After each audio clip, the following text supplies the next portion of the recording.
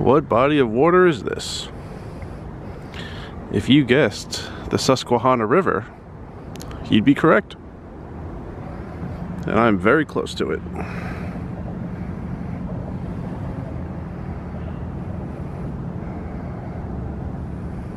Didn't think I'd be able to get this close, but this is really cool. And being kind of below this hill over here, I'm beneath the wind. So very good audio qualities right here. I wanted to talk today about resort fees. The setting doesn't really match the topic, but I'm here and I'm going to talk about it. It's interesting. My first experience with resort fees is that they're just like a massive scam, because I never heard of them until I was living in Vegas in 2015, and at the time they weren't like so well known. A lot of people would book a hotel room in Vegas. I was hearing about it anecdotally at the tables because I had a permanent address there, and you just heard all the time, like, they booked it, they saw the price, and then all of a sudden, when they get to the casino, they fly there, they drive there, they check in, and the price is double. I'm like, well, that's just a scam. See, that was my first instinct, and I never really understood the true purpose of it. Recently, I was reading about the state of Montana, because I had some free time. And it makes sense to me in that context, because Montana doesn't have a very large population, so they're limited in how much money they could bring in property taxes and income tax. But so many people go there for like hiking, for hunting, for water sports, things like that. Huge area, so there are a lot of places for people to do that. And so much of the infrastructure maintenance needs to happen as a result of all the visitors. Well, you can't charge those visitors via property taxes. They don't own property there. You can't charge them via income tax. They don't live there. So what do you do on a lot of the lodging? There are resort fees. Well, you need to pay to use the room, but you also need to pay a little bit in order for us to maintain these roads and these trails and these bodies of water. Like, it made sense to me in that context, and that's interesting because the first time I heard about it was 2015, and it was just a scam for like a very long time in my mind. And then this was in July. I was reading about Montana, and it made a lot of sense to me. Now, back to the context of Vegas. For one, it's still terrible that there was a time where it was just hidden. Like, now people seem to know about it, and I book plenty of rooms because there's I stay on the Strip a lot, and you see it. Seems like 10 years ago, they were just kind of like not even putting it anywhere, like visually, or they were like putting it in like tiny print and like hoping no one noticed. You see it now. Still occasionally when I'm checking in on the Strip, there's someone, like the person in line in front of me seems very like unaware that the price is different than when he booked, but it's a lot rarer than it used to be. There are like a ton of like bugs flying around. Guess that's not a downside of filming so close to the river. Let me find a better spot. Here's a good spot. This is a grave. You see two headstones. This is where John Harris, the first settler of what's now Harrisburg, which is where I am, is buried. He's the first settler. His son, John Harris II, is the founder officially. John Harris was buried here because there used to be a mulberry tree right here, and at one point in like a confrontation with unfriendly natives, the natives tied him to this mulberry tree that was here, and they were going to burn him alive. And a slave saw this happening, ran and got some friendly natives to help out. They rescued him, and instantly John Harris emancipated the slave, and he wished to be buried under this mulberry tree. The mulberry tree has since become a stump, and since the stump has washed away in a flood, but he's still buried here. This is where it all happened. So, oh, that's his mansion, by the way, right over there. At the end of the video, I'll get you a better view of it. Okay, so you could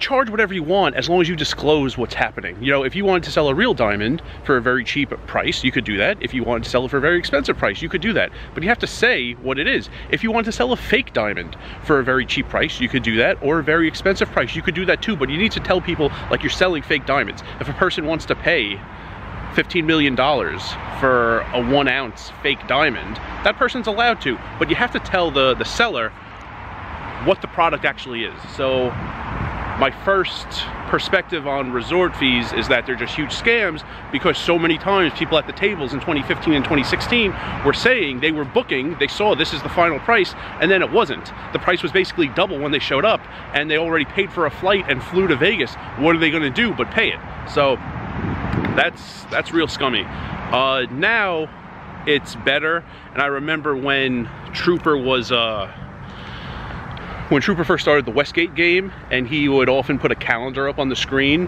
for some room rates in Vegas. It was often about $50, and it was everything included. I didn't book, I was in law school, I wasn't living in Vegas at the time, but watched a lot of those videos, and he said, who cares what percent of the money the Westgate calls the room rate, what percent of the money Westgate calls the tax, what percent of the room rate Westgate calls the resort fee. This is the total, there's nothing extra. Never heard a problem about that. That's how you do it. This is the total amount. And if people want to go crazy over, 20%, not 25 should be the resort fee, 8%, not 8.5 should be the tax. If they want to go crazy over the pointless minutia of how the casino is separating the money into tax, room rate, and resort fee, let them waste their time. But Westgate was saying the final total amount, and it didn't change.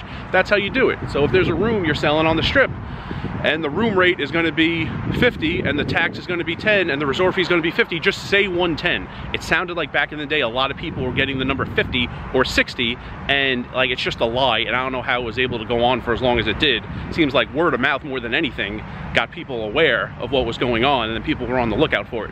But I do understand the concept. Like, to me at the time, it was just like a lie and like a theft, pretty much.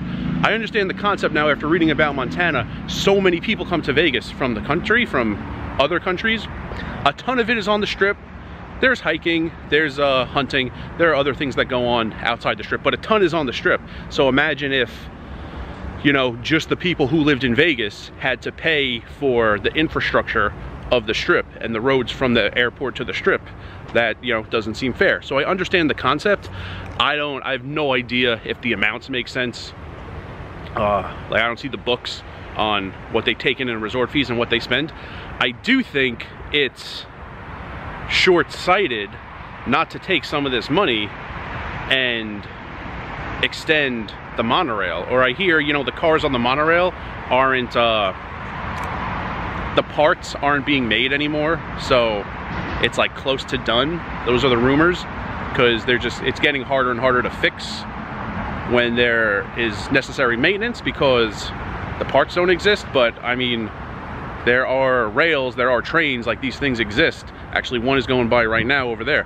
But get new cars, get updated cars, get an updated rail. Like, so much money is taken in resort fees. It seems odd to me not to extend the monorail, to update it, and then not to extend it to downtown, and also not to extend it in the south direction to the airport. Like, that would save, for one, a ton of the maintenance you need on the actual roads, on I-15, on, you know, the back ways you could get from the airport to the Strip. You could go just like north, and then you're behind MGM to the east, and then you're driving east to west, and you can get to the Strip that way. And you could use Colville if you're, you know, going up to a like Wynn or something. You don't have to touch the interstate, but spend some of that money there, and you save a lot on interstate maintenance. Also, like, you're taking, it just seems like there's a ton. Like, if you looked at the numbers, how many people, how many tourists come into Vegas every year, it's so much. So many are staying on the Strip. Almost all these people, unless you're getting it waived with a player status, are paying resort fees. It seems like they have the money to do it. It seems, can't say for sure, but it seems like it's being wasted when, like, road maintenance takes so long, or like just goes like unsolved for so long, and when a great idea like the monorail isn't being like fixed or updated or extended. So it's a common question, like, why do resort fees exist in general? I very much understand the concept, but I don't know if the money is being like allocated correctly in Vegas, and I think it makes a lot more sense in the context of a state like Montana rather than Vegas, where you don't really see where the money's going. You know, haven't been to Montana in a very long time, but I'm sure if you like went there and you were hunting, like you wouldn't have a problem on like the roads and like the lodges and like the hiking trails and like the paths through the wilderness and things like that. It seems like they're like handling it properly, taking in the money and also like using it accordingly. I don't know. In Vegas, it's tough to see where it's going, and it was really bad 10 years ago when it was just like a completely hidden fee and you were like holding people hostage. They were like flying into town. What are they gonna do? Pay double?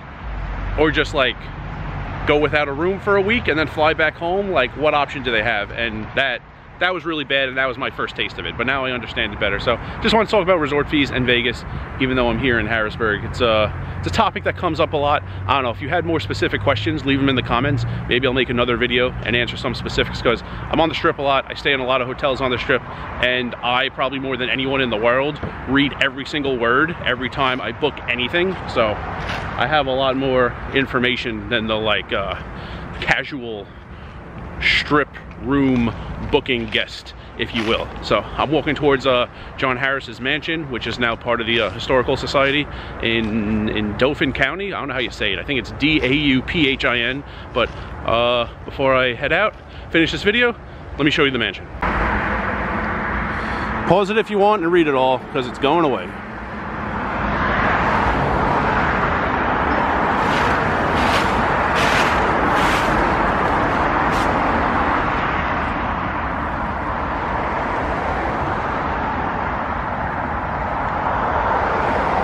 And remember,